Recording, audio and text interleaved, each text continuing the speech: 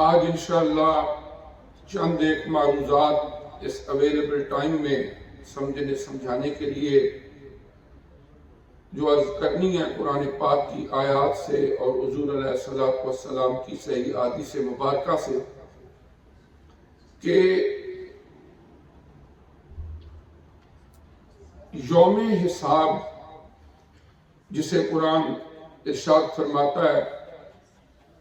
یہ وہ دن ہے کہ جہاں دنیا کے تمام کیے گئے اعمال و افعال کا یہاں تک کہ اپنے نظریات اور عقائد کا بھی وہاں پر جواب دینا ہوگا۔ عمومی طور پر اس جواب دہی کا تصور اور عقیدہ جتنا کمزور ہو جائے اتنی ہی زیادہ غفلت، اعمال میں کوتاہی یہ پیدا ہو جاتی ہے۔ قرآن عزیز میں اللہ کریم نے یوم حساب کے لیے انسانی اعمال کی نگرانی کیسے کی جاتی ہے اور اس کا ریکارڈ کیسے مرتب ہو رہا ہے ہماری ڈے ٹو ڈے لائف میں، قرآن عزیز نے کوئی اس کے اندر ذرا بھی کنفیوژن کی گنجائش نہیں چھوڑی۔ ہر چیز کو کھول کے بیان کر دیا کہ تمہاری اس دنیا کی زندگی میں تم جب بولتے ہو، تم کماتے ہو، تمہارا چلنا پھرنا، اللہ تعالیٰ نے ایک ایسا نظام بنایا ہوا ہے کہ ہر ایک چیز کی ریکارڈنگ ہو رہی ہے اور اس کو اللہ تعالیٰ نے قرآن عزیز میں بیان فرمایا۔ قرآن پاک کے اندر سورہ الجاثیہ اس کی آیت نمبر 28 میں اللہ پاک نے ارشاد فرمایا کہ کل امت جاسیہ کل امت تدعا الی کتابها اليوم تجزون ما کنتم تعملون، کہ اس دن ہر قوم محاورتاً فرمایا گیا ایسی ہوگی جیسے گھٹنوں کے بال گری ہوئی ہے، اور جتنی قومیں اس زمین پر آئیں، جتنے انبیاء اور رسل کی قومیں مختلف ادوار میں آتی رہیں، فرمایا ہر ایک کے لیے یوم حساب ہے اور اس دن انہیں اپنے کیے پر اللہ تعالیٰ کے حضور پیش ہو کے اپنا حساب دینا ہوگا۔ فرمایا تجزون ما کنتم تعملون، جو دنیا کی زندگی میں تم عمل کرتے رہے تمہیں اس کا بدلہ دیا جائے۔ وہ بدلہ اچھا بھی ہو سکتا ہے، برا بھی ہو سکتا ہے۔ جتنے بھی آپ نیک لوگوں کے واقعات پڑھتے ہیں، وہ نیک لوگ نیک کیسے بنے؟ سمپل اور ایزی بات یہ ہے کہ جب آدمی کے دل میں یہ عقیدہ، یہ نظریہ پختہ ہو جاتا ہے کہ مجھے اللہ تعالیٰ کے حضور پیش ہونا ہے اور پھر وہاں پر پیش ہو کر مجھے اپنی تمام اعمال کا جواب دینا ہے، جب یہ یقین پختہ ہو جاتا ہے تو پھر بندے کو خود بخود فکر لائق ہو جاتی ہے کہ میں اپنی اصلاح کروں۔ ادروائز کوتاہیاں، غفلتیں، زندگی کا سورج طلوع ہوتا ہے، غروب ہوتا ہے، ایک دن کم ہو جاتا ہے، جس کو غلط فہمی میں ہم کہتے ہیں کہ میری زندگی کا ایک دن بڑھ گیا ہے۔ اصل میں جو خدا داد زندگی ہے اس کا ایک دن کم ہو جاتا ہے۔ اس کے بعد اللہ کریم نے قرآن پاک کی سورہ المومنون اس کی آیت نمبر 115 میں فرمایا افحسبتم انما خلقناکم عبثا، کہ کیا تم نے یہ ایک مائنڈ بنا لیا ہے، سوچ لیا ہے کہ ہم نے تمہیں بس بے مقصد پیدا کر دیا ہے، جاؤ کچھ کمایا کھایا، بچے پیدا ہوئے، زندگی گزاری، بس واپس آ گئے. فرمایا یا تمہارا خیال ہی نہیں رہا واپس آنے کا. اللہ پاک کیا فرماتے ہیں افحسبتم انما خلقناکم عبثا,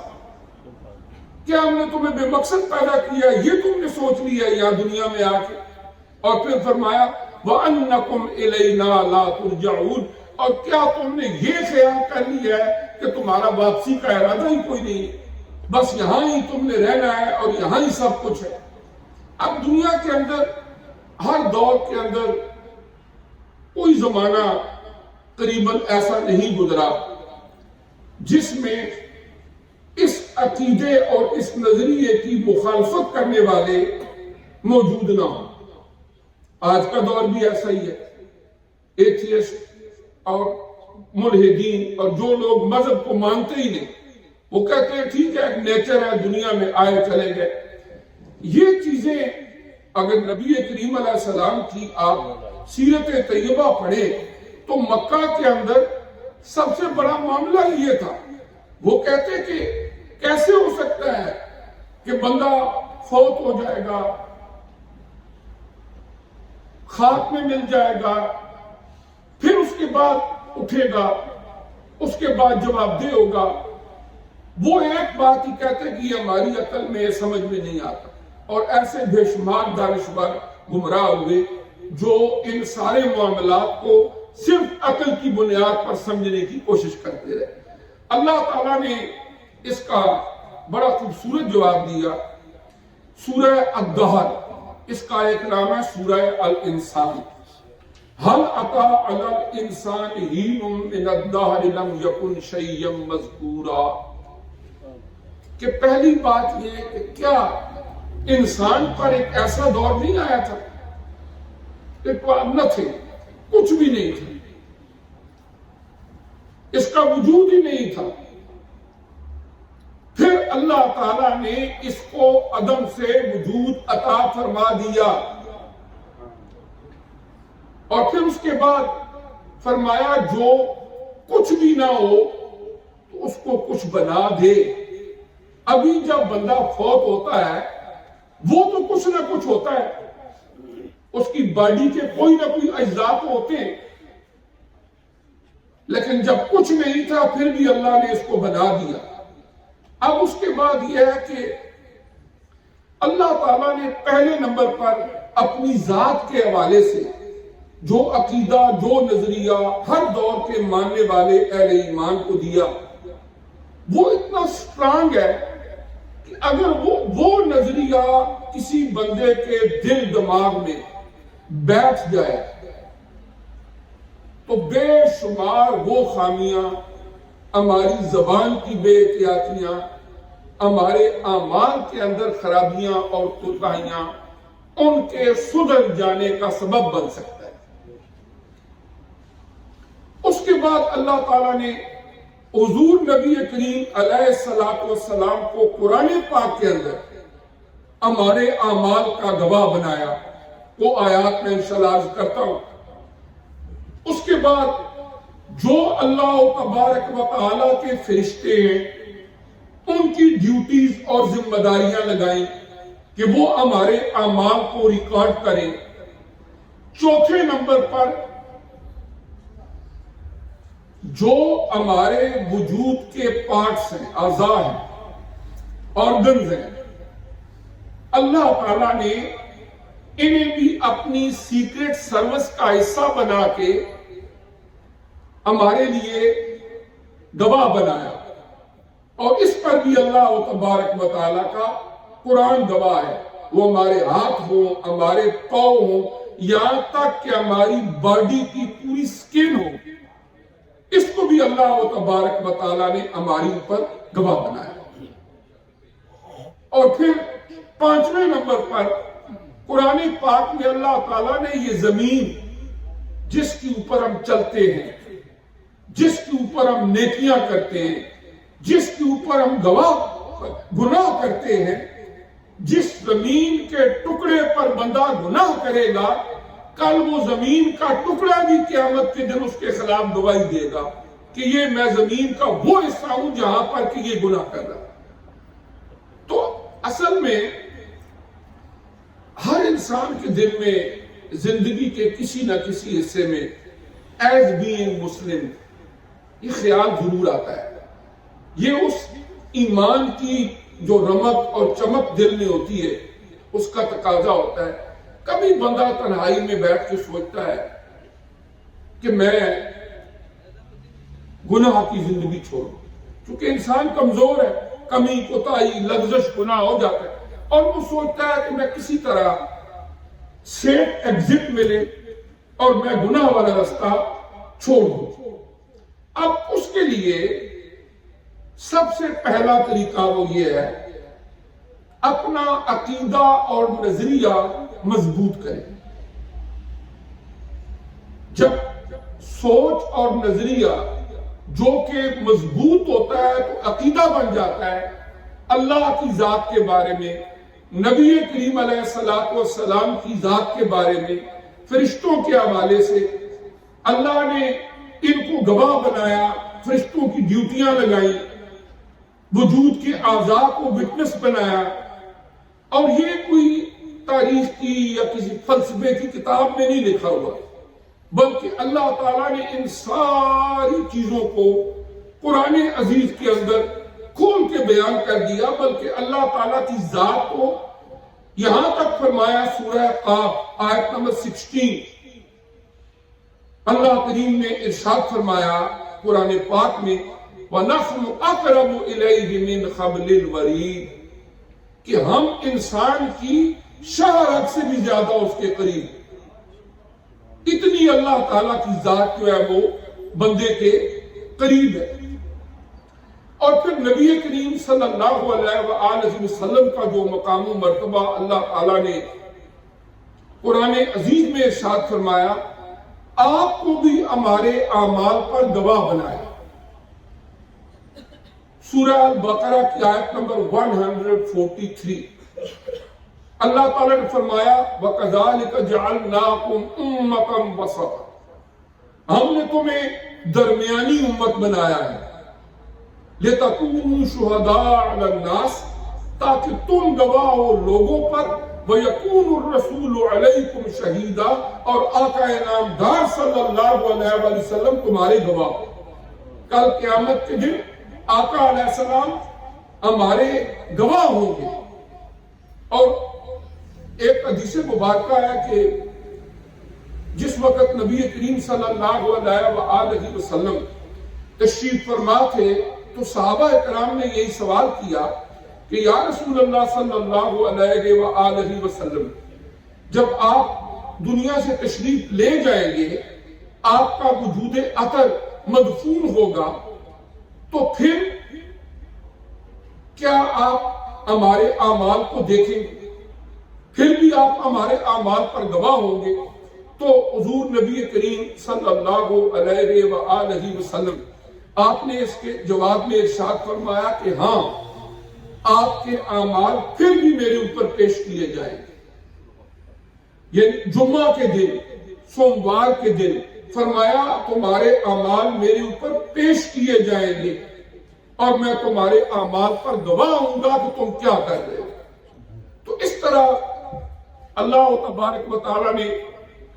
ارشاد فرمایا سورہ النور میں کہ جب وہ دن آئے گا جب انسان اپنے اعمال پر جواب دہ ہوں گے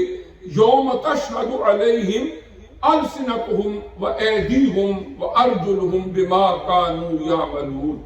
اس دن ان کی زبانیں، ان کے ہاتھ اور ان کے پاؤں جو اعمال دنیا کی زندگی میں وہ کرتے رہے ہیں اس پر گواہ بن کے ان کے سامنے آ جائیں. ہم جتنے اچھے سے اچھے ہینڈ واش کے ساتھ اپنے ہاتھوں کو دھوئیں، جو کچھ یہ سمجھے کہ ذرا بھی ان کو کچھ نہ ہو، ہر لحاظ سے خیال رکھیں، بہت اچھی بات ہے، لیکن ایک بات ذہن میں رہے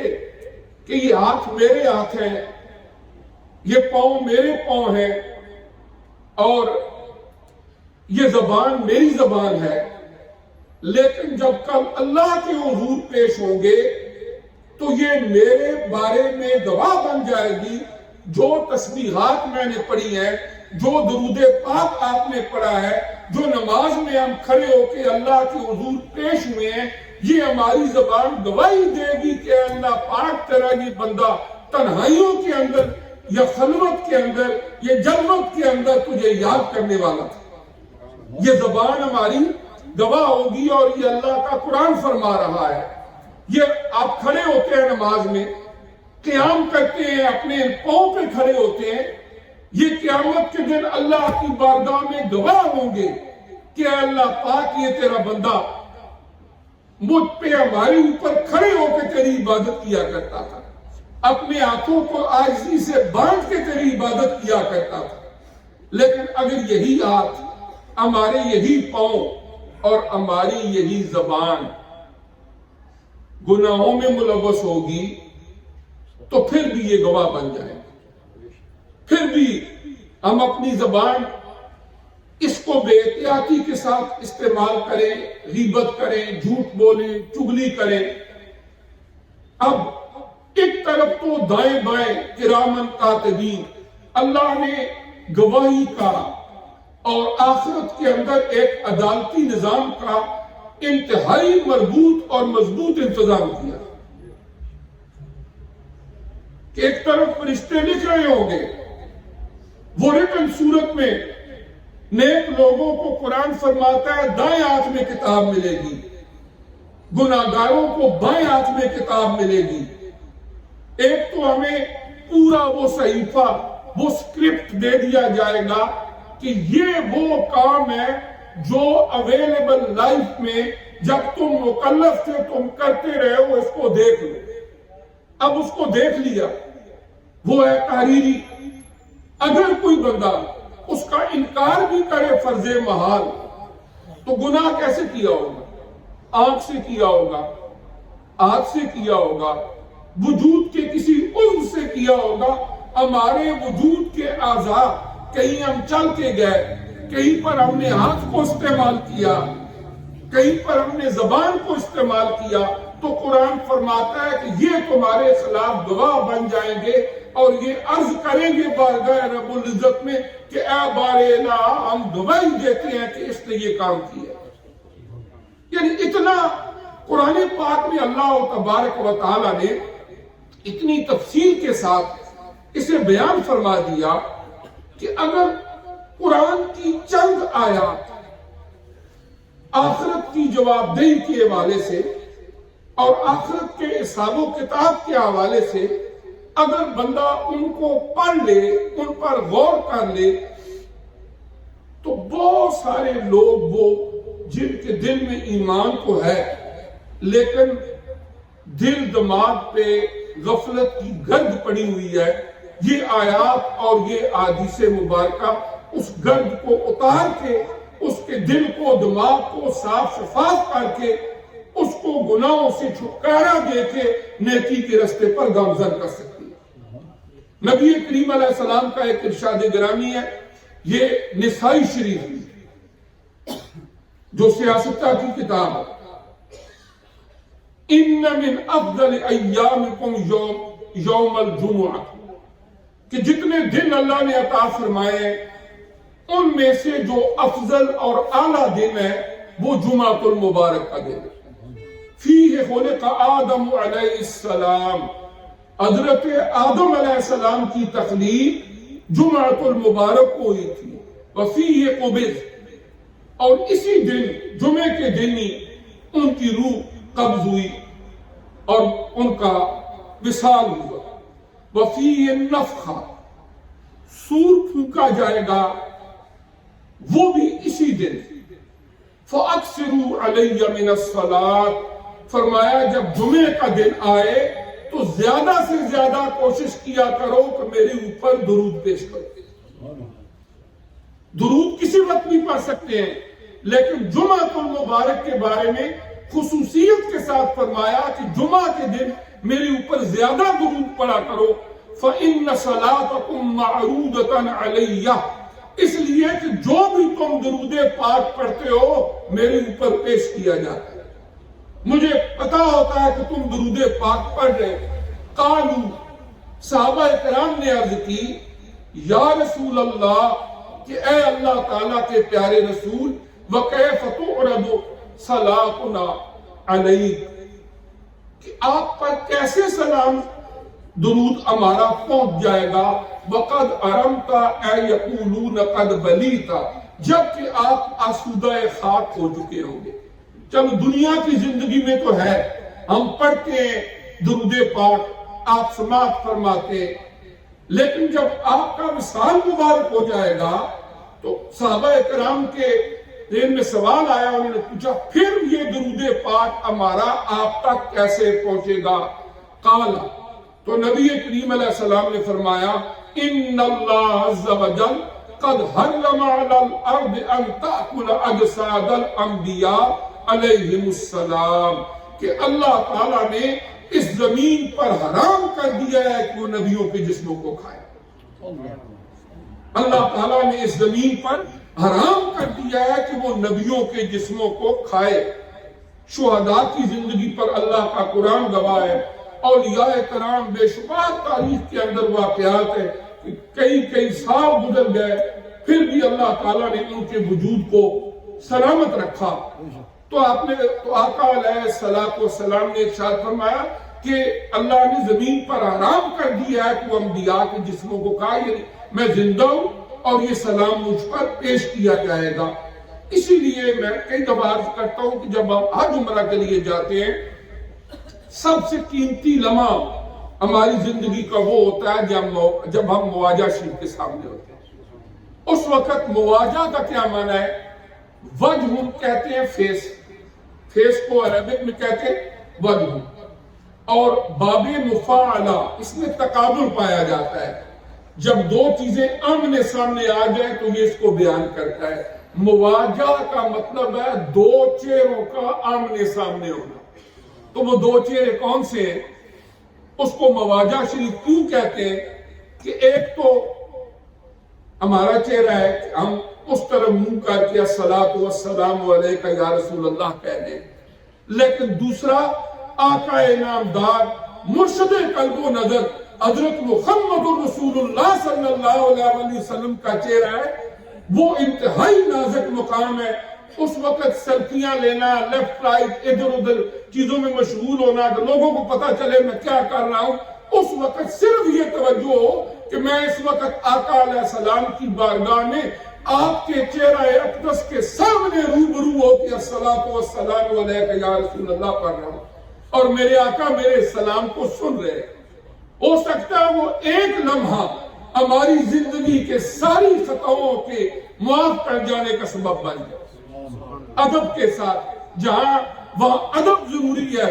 وہاں پر چھوٹی سی گستاخی اور بے ادبی بارگاہ نبوت کی زندگی کے سارے اعمال کو ضائع کرنے کا سبب بن جاتی ہے۔ اس پر سورہ الحجرات 26واں پارہ اللہ کا قرآن گواہ ہے۔ تو اس طرح یہ ہے کہ دنیا کی زندگی اس کے عارضی ہونے پر کسی کو شک نہیں۔ کوئی بندہ اگر خدا کو بھی نہیں مانتا، قیامت کو بھی نہیں مانتا، وہ بھی مانتا ہے کہ دنیا کی زندگی لیمیٹڈ ہے، اس نے ایک دن ختم ہونا ہے۔ کیوں؟ انہوں نے اپنے آباء و اجداد کو دیکھا وہ کدھر گئے۔ اب اس کے بعد ایز بینگ مسلمان الحمدللہ ثم الحمدللہ، وہ نظریہ، وہ عقیدہ جو ڈے ون سے جب حضرت آدم علیہ السلام نے زمین پر تشریف لائے اس وقت سے لے کر آج تک جملہ انبیاء کرام 1,24,000 کم و بیش انبیاء اور رسل جو اس زمین پر آئے، وہ ایک ہی عقیدہ، ایک ہی نظریہ بتاتے رہے کہ اس دنیا کی زندگی کے خاتمے پر تمہیں اللہ کے حضور پیش ہونا ہے اور جو تم نے کیا ہے اس پر تمہیں جواب دہ ہونا ہے۔ اور ہر دور کے اندر طرح طرح کے فلسفے، نظریات انسان کو مشکوک کرتے رہے، لیکن راہ حق پر وہی رہے، خواہ وہ حضرت موسیٰ علیہ السلام کے ساتھ تھوڑے سے لوگ ہوں، اکثریت فرعونیوں کی ہو، خواہ حضرت ابراہیم علیہ السلام کے ساتھ چند درجن بندے ہوں اور اکثریت نمرودیوں کی ہو، خواہ وہ نبی کریم علیہ السلام کے ساتھ چند لوگ ہوں جو ہجرت کر کے مدینہ طیبہ آ گئے، اکثریت وہاں پر کفار مکہ کی ہو، لیکن اس میں کوئی شک نہیں کہ اقلیت اور اکثریت میٹر نہیں کرتی، بلکہ حق کے اس رستے کو اپنانا یہ اللہ تبارک و تعالیٰ کی توفیق سے ہوتا ہے۔ اور بحمد اللہ تبارک و تعالیٰ ہم مسلمان ہیں، اور جہاں پر ہم اپنی زندگی کو بہتر رستے پہ ڈالنے کی اور گناہوں سے بچانے کی ہر بندہ کوشش کرتا ہے، وہاں پر اپنے آخرت کے اس نظریے کو مضبوط کرے کہ اللہ نے ریکارڈنگ کا ایک ایسا نظام بنایا ہے جس کے اندر کوئی جھول نہیں ہے۔ آج تو انسان دیکھے نا، ایک بندہ امریکہ میں بیٹھا ہوا سانس لے رہا ہے تو ایسے ایسے آلات ہے کہ ہم اس کے سانس لینے کی آواز کو سن رہے ہیں،